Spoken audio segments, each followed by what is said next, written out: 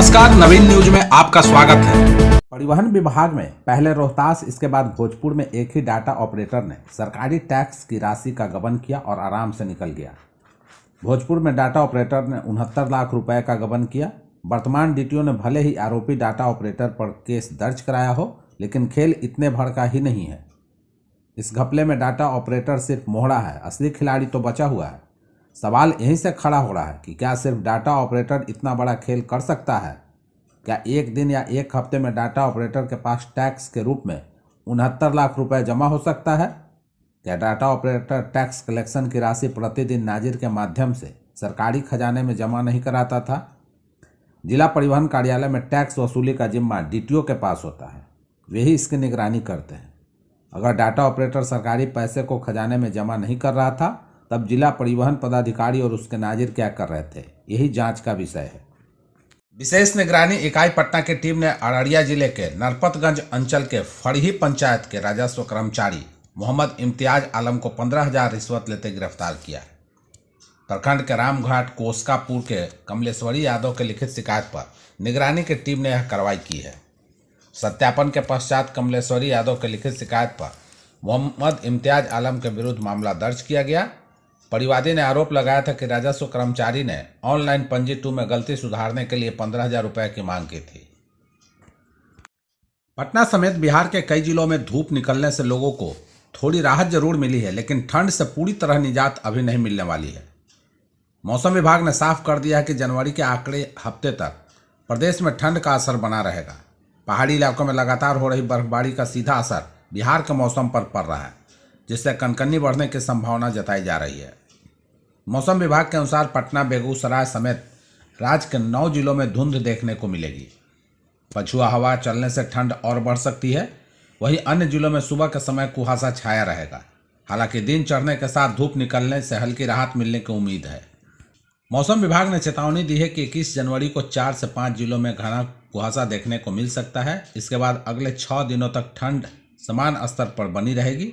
हालांकि इस दौरान तापमान में 1 से 2 डिग्री सेल्सियस तक की गिरावट संभव है।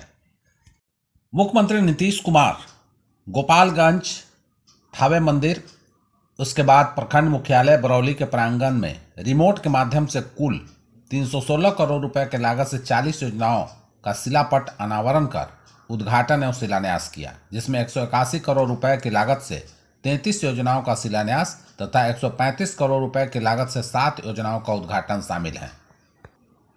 मुख्यमंत्री नीतीश कुमार ने प्रखंड मुख्यालय के परिसर में निर्माणाधीन प्रखंड कार्यालय भवन के प्रगति कार्य का जायजा लिया एवं अधिकारियों को यथाशीघ्र पूर्ण करने का निर्देश दिया। उन्होंने सामुदायिक स्वास्थ्य केंद्र बरौली का भी निरीक्षण किया। निरीक्षण के क्रम में डेंटल ओपीडी, दवा वितरण कक्ष, टीकाकरण कक्ष, ऑपरेशन थिएटर, जनरल वार्ड का जायजा लिया। भोजपुर जिले में अवैध बालू कारोबार के खिलाफ कार्रवाई के बाद जब्त किए गए बालू को अब नीलामी के माध्यम से बाजार में लाने की तैयारी पूरी कर ली गई है। खनन विभाग द्वारा जिले में जब्त 4.25 अरब एमटी बालू की नीलामी करीब 3.5 करोड़ रुपए में कराई जाएगी। यह नीलामी 30 जनवरी को निर्धारित की गई है, जबकि इसमें भाग लेने वाले इच्छुक लोगों को 27 जनवरी तक अपने सभी आवश्यक कागजात जमा करने होंगे। खनन विभाग के अनुसार यह बालू अवैध रूप से भंडारित की गई थी, जिसे कार्रवाई के दौरान जब्त किया गया है। जब्त बालू का स्टॉक जिले के कुल 9 गांवों में रखा गया है। इनमें सबसे अधिक 8 स्थान आरा अनुमंडल क्षेत्र में है, जबकि 1 स्थान पीरो अनुमंडल क्षेत्र में चिन्हित किया गया है। मुख्यमंत्री नीतीश कुमार ने गोपालगंज में समृद्धि यात्रा के तहत विकास योजनाओं की समीक्षा की। उन्होंने दियाड़ा क्षेत्र में उद्योग लगाने के लिए ठोस पहल करने और पटना से विशेषज्ञ टीम भेजने का निर्देश दिया। जिलाधिकारी ने बताया कि सभी प्रखंडों में डिग्री कॉलेज खोलने और शिक्षा व्यवस्था मजबूत करने पर भी जोर दिया जा रहा है। डीएम ने बताया कि दियाड़ा क्षेत्र में उद्योग लगाने की दिशा में ठोस पहल की जा रही है। उन्होंने कहा कि राजवाही क्षेत्र में उद्योग स्थापित करने की संभावनाओं को लेकर पटना से विशेषज्ञों की एक टीम भेजी जाएगी, जो जमीन का मुआयना कर रिपोर्ट देगी। उसके बाद आगे कार्रवाई की जाएगी। मुजफ्फरपुर के व्यस्तम व्यावसायिक इलाके सोनार पट्टी में देर शाम 2 साथी ठगों ने पुलिस के वर्दी का खौफ दिखाकर यूपी के चांदी व्यापारी से 1.5 किलो चांदी लूट ली। यह घटना इतनी तेजी से हुई कि आसपास के लोग कुछ समझ नहीं पाए। तब तक अपराधी बाइक लेकर फरार हो गए। बता दें कि कानपुर के चांदी व्यापारी रोहित साहू अपने दो साथी अंशुल वर्मा और राम सुबार के साथ मुजफ्फरपुर में चांदी की डिलीवरी देने आए थे। सोनरपट्टी स्थित गोवर्धन राम अवधेश प्रसाद ज्वेलर्स के पास पहुंचते ही अपाची बाइक पर सवार दो युवकों ने उन्हें रोका। दोनों ने रौब दिखाते हुए खुद का पुलिसकर्मी बताया और बाइक की तलाशी की बात कही।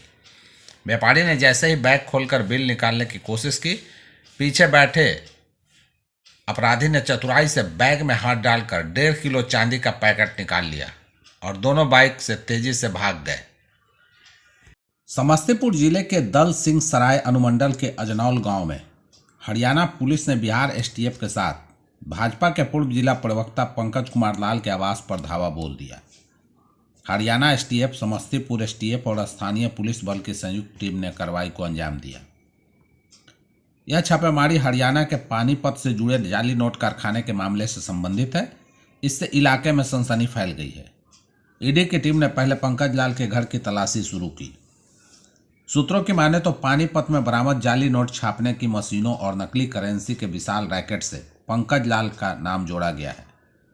सहयोगी बली ने पूरे इलाके को घेर लिया, जिससे ग्रामीणों में दहशत का माहौल है। जांच एजेंसियां नेटवर्क के अन्य सदस्यों का पता लगाने में जुटी है। पानीपत में हाल ही में जाली नोटों का बड़ा खुलासा हुआ था, जहां प्रिंटिंग मशीनें, कागज और तैयार नकली नोटें बरामद किए गए थे।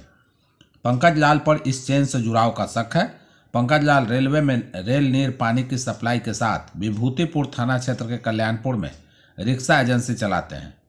2 साल पूर्व ही दल सिंह सराय के अजनौल में जमीन खरीदकर 3 करोड़ से अधिक लागत से आलीशान मकान बनवाया है। बिहार में बालू माफियाओं के खिलाफ सरकार ने डिजिटल हथियार से बड़ा प्रहार किया है, जिससे पूरे खनन और परिवहन माफिया में हड़कंप मचा हुआ है। एनआईसी की ताज़ा रिपोर्ट ने बालू ढुलाई में हो रही डिजिटल चोरी का पर्दाफाश कर दिया है। रिपोर्ट के मुताबिक प्रदेश भर में 475 बालू ढोने वाले गाड़ियां ऐसी पाई गई है जिन्होंने जानबूझकर अपने वाहनों में लगे जीपीएस से छेड़छाड़ की और सरकार को राजस्व का बड़ा नुकसान पहुंचाया है।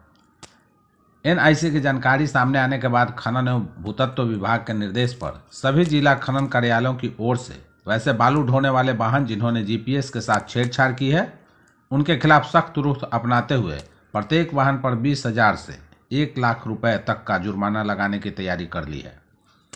ऐसे सभी 475 वाहनों के मालिकों को नोटिस दे दिया गया है और स्पष्ट कर दिया गया है कि पहले सफाई दो, नहीं तो जुर्माना तय है। जांच में सामने आया कि बालू लोड कराने और ई चालान कटवाने के बाद कई वाहन मालिकों ने जीपीएस बंद कर दिया या डेटा भेजना रोक दिया।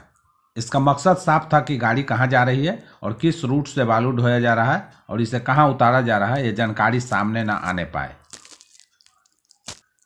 परंतु डिजिटल ट्रैकिंग और एनआईसी की तकनीकी निगरानी ने इस खेल को पूरी तरह से बेनकाब कर दिया। खनन विभाग की इस कार्रवाई ने स्पष्ट कर दिया है कि अब बालू का खेल पुराने तरीकों से नहीं चलेगा।